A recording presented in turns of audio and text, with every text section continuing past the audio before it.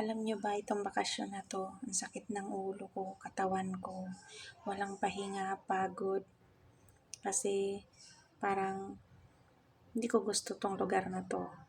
At saka hindi ako makatulog ng maayos. Nilalagnat ako, sakit ng ulo ko sobra. Hindi ko lang masabi kasi mahirap na. Nandito kami sa bakasyon. Isa pa hindi ako makakatulog ng maayos.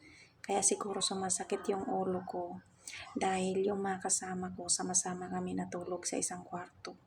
Tapos yung mga kasama ko, grabe ang halak pag natulog sila. Grabe yung tunog nila, parang mga palaka. Hindi ka makatulog, tapos paggising mo sa umaga, ang sakit ng ulo mo.